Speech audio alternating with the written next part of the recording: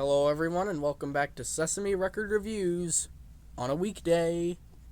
And today we take a look at Big Bird's bedtime stories, or Birdtime stories. Yeah, it's still supposed to say bedtime in this way, but it's not even bedtime other than the fact that during this time of year it starts getting dark before 5 o'clock. And before we actually review, let me just get this off my chest. That's 3 videos in a row on this channel have to do with Big Bird, and the video before those have to do with Oscar. It's like this entire month is attributing Caroll Spinney, whose birth and death day is this month, after and before Christmas respectively. There's nothing wrong with that, just thought I'd mention that. Now, on with the actual review.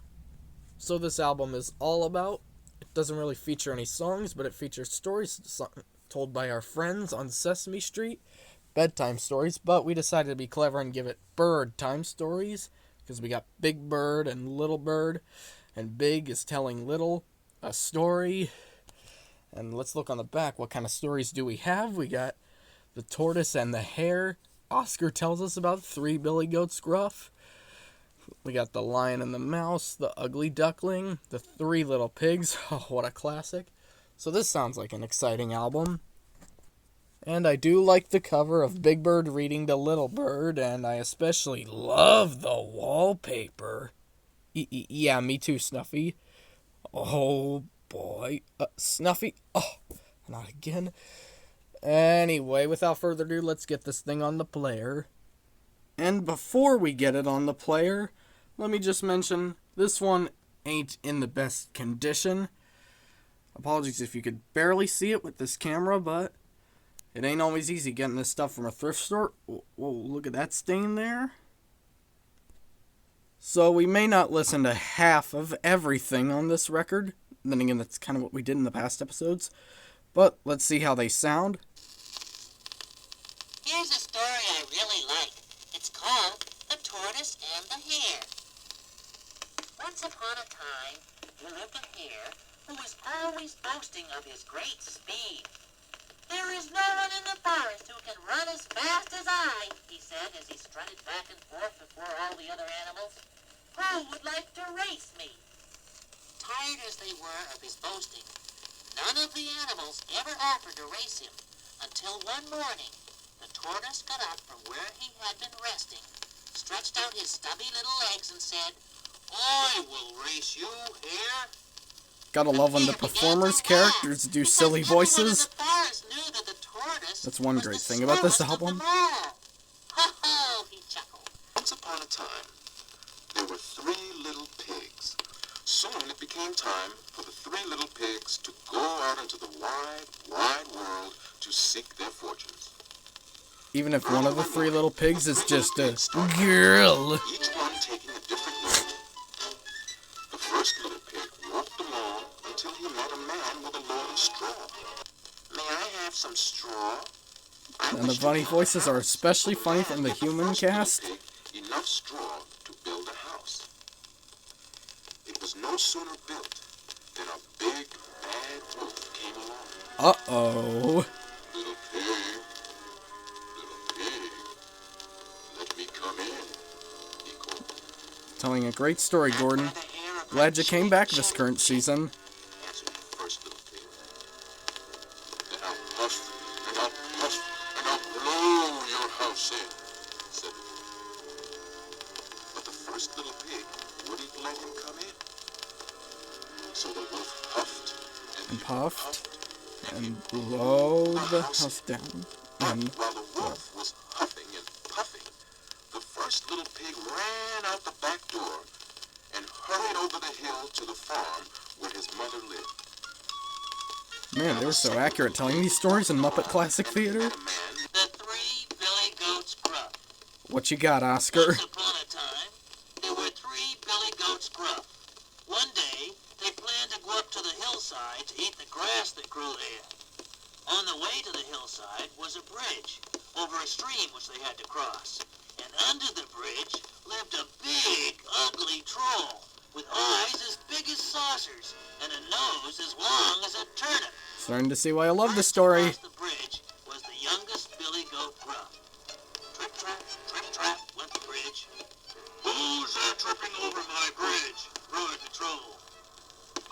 is only I, the littlest billy goat grub, and I'm going up to the hillside to eat the grass and make myself fat. And the scratchy mess would be no exception for the second side? It's called the Ugly Duckling. It was springtime, and nestled away in a thick cover of weeds, close to the bank of a river, a mother duck was sitting on her nest. She had been hatching her eggs for some time and was getting very tired. Soon 5 little ducklings were running around. Peep, peep, they said. What a big world this is. Quack, quack, said their mother. It's a very big world, so you must stay right here. There is still one large egg left that has not hatched. So she settled down once again on the nest. Peep, peep, said the new arrival. The mother duck looked at him with surprise and said to herself, I must say that he is the biggest and ugliest duckling that I've ever seen. That's just harsh coming from the Next bird's morning, mother. The mother duck and her new family marched down to the river. Quack, quack, she said, and jumped into the water. One by one, they followed her, and soon they were all swimming in a straight line up and down the river. That's why the Oscar's not coming by. As the days went by, the ducklings grew bigger and bigger. They were all introduced to the other farm animals by their mother. At first, the ugly duckling was happy to walk over to the barnyard with his brothers and sisters. Oh but boy. soon, he became very unhappy. The chickens laughed at him, the cows would walk away, the turkeys gobbled, and the pigs oinked as he came near. 2 men came to the town where the emperor had his Oh yeah, we palace. can't forget we lost Bob a year ago today. They were weavers, and that they knew how to weave the most beautiful, Even if there are skips, wonderful fabrics in the we'll world. still listen to this. Not only that, but the fabric and the clothing made from the fabric had the most unusual quality of being invisible to every person who is not fit to hold office or who is dull Wait, was there a skip or there? foolish. Either way. What a splendid idea! thought the emperor. By wearing such clothes, I should be able to discover which of my ministers are fitted for their posts. Even if I said this If they last show, cannot we still see miss the you. clothing, I shall be able to tell the wise men from the fools. Said the emperor. The clothes fit very well. And turning, he walked out into the street, followed by all his ministers. There he took his place at the head of the procession, and they all began to walk through the town. All the townspeople lined the streets.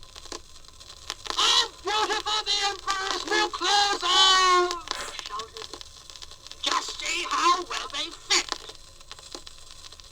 Oh Nobody damn, this is a great album. They could see nothing because nobody wanted to be called a fool or unfit for their post.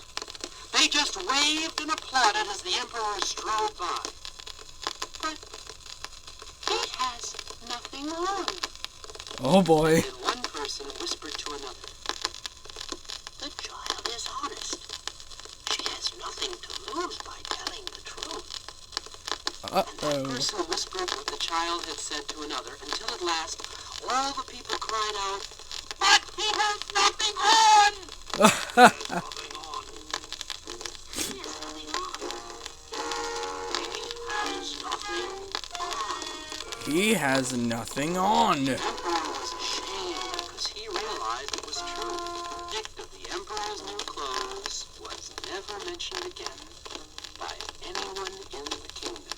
Probably best for that. And so that about wraps up today's weekday episode of Sesame Record Reviews. I'm sorry we couldn't get to all the stories on this album, but you can find this on digital.